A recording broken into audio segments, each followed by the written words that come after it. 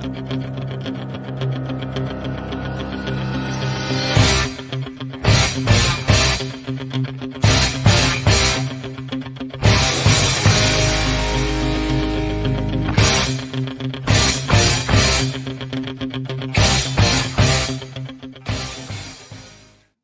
morning, everybody. Daniel Allison, the average dude. Welcome to First Sip, along with my co-host, Freddie at Bobcat. Freddie, how you doing this morning?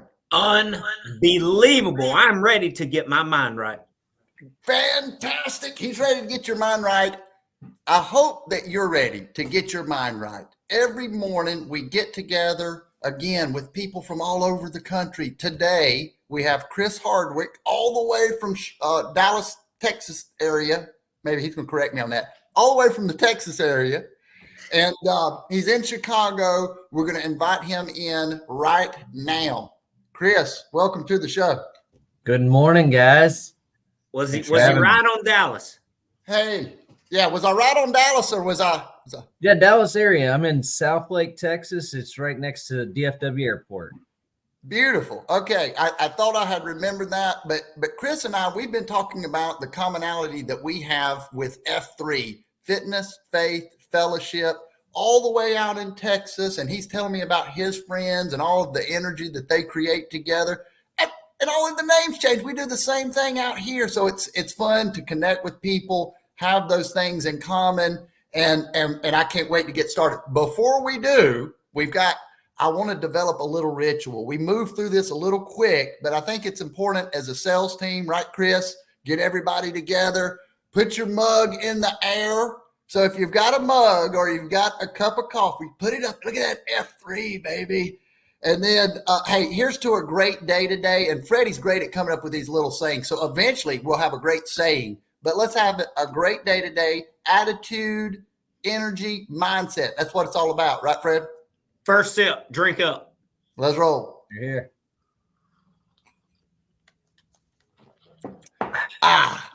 So good. Oh, so good. So, Chris, you're in Coffee out of styrofoam hits different. That's all I'm going to say. Does it hit a little different? Yeah. So, Chris, you were in Chicago at a conference. Do you enjoy traveling, going to these conferences? You're telling us how big it is. Is that something you get a lot out of? You're in the business development game. I'm just curious what you think. Yeah, it's super exciting. So as a packaging distributor, what we're here at is called Pack Expo, and it's North America's largest exposition for packaging industry, and it's usually a lot. They say 100,000 people come through here in 4 days, and it's incredible. We walk in, there's machine manufacturers, materials manufacturers, packaging, sustainability, and it's overwhelming when you walk in. But yeah, I get a ton out of it. I'm here to network, to meet people. Not for me, and as distributors, we're really trying to get educated, not necessarily find customers here, but it's a great industry event. Gotcha. Getting educated, not necessarily looking for customers. Freddie, you had mentioned earlier backstage that you go out to some conferences. You went out to Las Vegas. What's your thoughts on how that goes? And you learn something, you sell something. What is that for you? Yeah, at the end of the day, when you show up, you probably have a few people that you want to meet. You have a few items that you want to see. Because there's so much, you have to have an idea of what you want to walk away with, because it's days and days of activity. You could get lost out there. Yeah, I'm sure. And you know, the fun thing about just, again, we're talking about commonality in the beginning. I feel like I know Chris because he does F3. He's going through that personal growth kind of journey, kind of the same age and all of that. You go to these conferences, you've got people that are in your world. Chris is looking at packaging equipment all day. He's talking to customers about it. So it's fun to be around people that are doing the same things, isn't it? Get that extra little bit of energy and sharing stories. I mean, they're doing the same thing every day. I'll tell you what. So I got to go to a dinner last night with one of our vendors, and it's just breaking bread together. The people that are in this industry, the people that we get to interact with, it gives me energy. Like, just not just working with vendors, walking in customer doors, but just being around it all. And if you walk into this exposition hall, you feel it. It's awesome. It's tangible. Hey, it's time for our first segment. Here we go. Quote of the day. Quote of the day. Quote of the day. Chris, I'm sure you've heard a lot of quotes through the years. You're a big sports guy in sales. I'm curious, what did you come up with? What's the words of wisdom today? That's awesome. So you led me right into it. So sports, the first quote, I've got two. They're both short, one-liners. But my first one comes from my favorite soccer coach all the time. I grew up in travel competitive soccer, and I had a Scottish soccer coach, real short guy, and he was the world-class motivator. He got the most out of us, and he led by example. He would scrimmage with us, and he was the most fierce competitor on the field. And he played. We got to go see some of his pro games, and it was just awesome. But the quote is, "It's not the size of the dog in the fight; it's the size of the fight in the dog."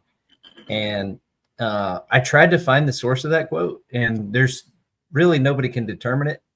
But for me, it comes from Coach Vincent Beck in Memphis, Tennessee, and so that shaped kind of who I was as a young man, as a boy growing into who I was.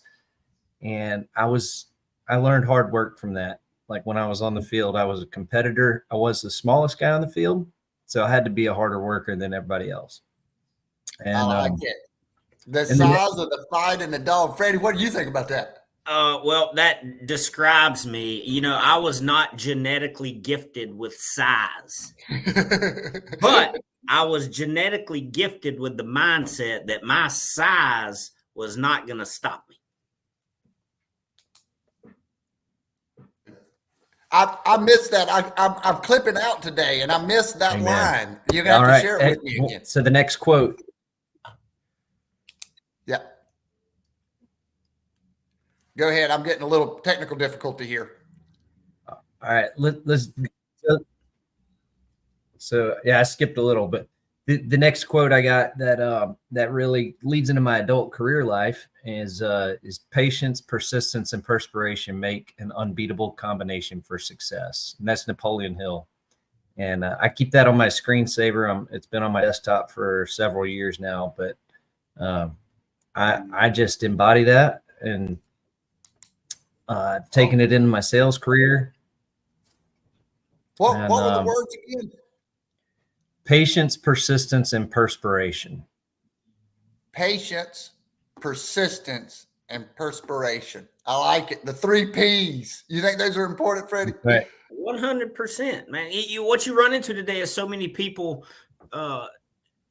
early on try to compare themselves to somebody who's been in the game 15 years. So you got to have patience. But if you keep persistence, then you can reach a certain level through your patience. And you got to work hard at it. Nobody's going to come out here and hand you anything. No, it's like Tom Shea said yesterday. You never quit, right? You never quit. You never lose. The infinite game, right, Chris? That's right. Yeah, and so much. You said it, Freddie. You can't rush success. You can't rush experience. You can't skip steps. You've got to go through it, and so you got to have that patience, and you got to keep going. So persistence and work hard while you're doing it. Perspiration. What do you think makes a good football coach, Chris? Yeah, or soccer coach, or any kind of coach? You know, you mentioned him. You probably had some good ones through the years.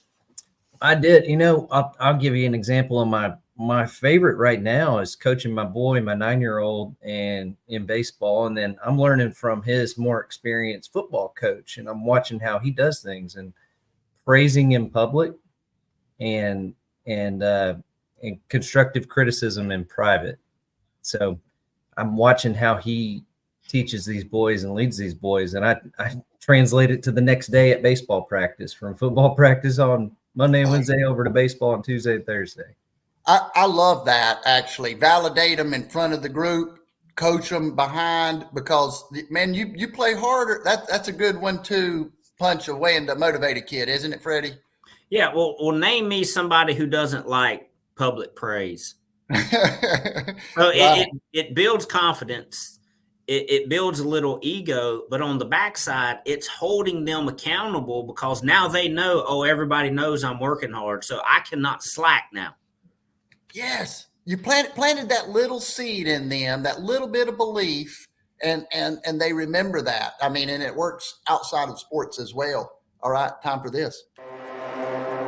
Get ready. It's time for the 2-minute skill. The 2-minute skill. Freddie, what is it? It is Chris's chance to teach, preach, coach, or joke. You just got to bring us the goods in 2 minutes or less. All right. While we're on having a hard work ethic, I want to start from a young age.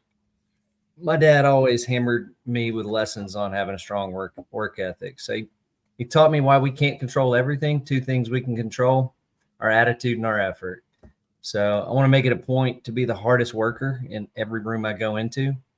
That means going the extra mile, putting in hours, and never settling for mediocrity. I raised the bar, the standard. So sometimes it's more hours, but having a standard of excellence in the work you're doing is the most important thing. But having the mindset and intentions of working hard won't get you there by itself. It takes a daily discipline. It takes daily good habits.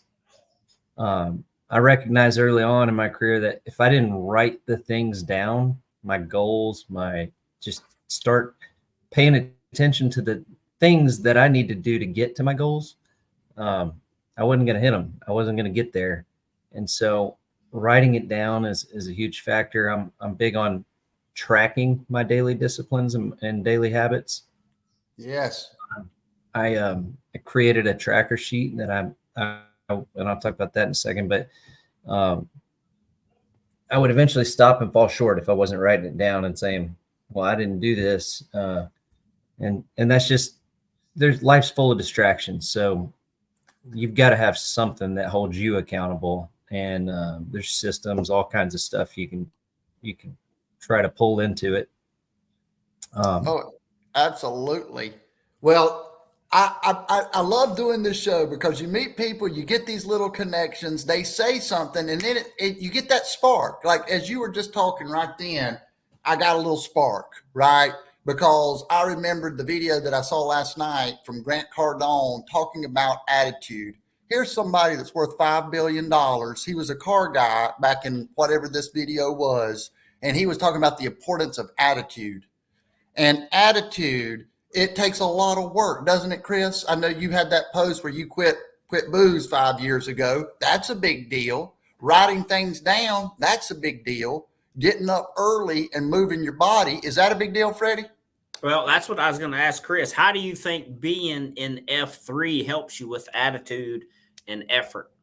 Oh, 100%. So when I started F3, it was kind of at the beginning of my quitting alcohol journey. And from day one, they kicked my butt in that boot camp. And, you get in the circle, introduce yourself and get your nickname. But I'm sitting there telling them right on day one, guys, I need something else, another accountability factor. That's why I'm here, to help me stay on the path that I should be on. And so telling the guys, look, I need help. I want y'all to hold me accountable to show up at 5:30 a.m. And when I started hitting that hard commit button and telling them I'm going to be there, you better show up and be there to support your boys, to support other guys who are, getting outside their comfort zone and leading the group of men through a boot camp. Exactly. Yes. Men need accountability. Yes. And we push each other. I'm sure, Chris, out there, y'all have times you're an ex-athlete. You probably have some other athletes out there. You probably get to talking a little junk and see who can do the most push-ups or run the farthest, right? I mean, all that goes together. Good competitive spirit in the group. Yeah, we have to have competition, period. Yeah, we get that through sales. We get that through playing racquetball. we get it through doing a lot of different things, including F3. Chris, final thoughts. Anything you'd like to share with the audience before we get out today? And somebody out there, maybe maybe they want to put down booze, maybe they want to start a personal development journey like you did, what would you say to them? Well, I'll tell you, everybody's got a different story, different reasons why, different purpose. I'd just say, we talked a lot about hard work and being a sales professional. You can focus all your time if you want on being a great salesperson, getting all the commissions you want. But I'll tell you, the why is, for me, it's my faith, my family, my wife, my kids. And so there's got to be a balance. None of us should be living for work. It's the opposite. We should be working to live. And for me, I prioritize the quality time with God, my wife, my kids. They're my why and my purpose. So you got to do some soul searching. If there's something you think you need to change, figure out what that why is. Because you can ask me for coaching help and how to get there all you want, but I can't get to your why, but only you can do that. And so find that and create balance. Work hard, but you got to live for your why. Absolutely. Chris, great meeting you. Have a great day up in Chicago. Freddie, sell something today. And everybody else, have a great day. Let's roll. Thanks, Dan. Thanks, Freddie. Skid mark out. Get out there and sell something. Let's go, baby.